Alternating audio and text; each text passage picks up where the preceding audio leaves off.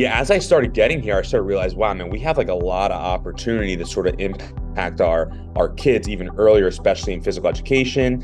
What are some things we're now starting to do to sort of prepare them for, athletics? And I think one of the big things for our kids is, teaching them to move well. And moving well, really, essentially, that would just really sort of be like our first ground. Like if we look at our three pillars or core values from a training perspective, is we wanted to teach our kids to move well first, and then once they move well, they can move strong, and then lastly, they can move fast or move with intent. And so as you look at those pillars, really, if you don't teach kids how to move through a full range of motion, hold positions, whether it's through a full range or statically or isometrically, and be able to own those positions, ultimately speaking, if they can't get into those positions, when you actually try to load it or get them stronger, I think you're really just building strength on just dysfunctional patterns, right? And so teaching kids to sort of, hey, like we're going to hit some check marks here to move well, getting in these positions, getting in and getting out of these positions,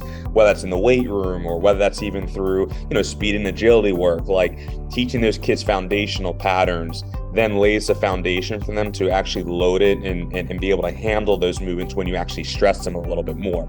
And so that's really what we tell our kids. Hey, listen, like when we move well and you sort of hit those check marks, we can just keep progressively giving you more and more.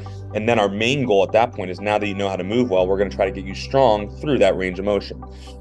And so that's really like my philosophy really with our kids. We try to keep it as simple as possible, but just like, hey, the greatest translation to any physical pursuit that you're going to have is moving well. Like that's going to translate more than you doing, a borderline quarter squat for like 375 pounds that doesn't look good.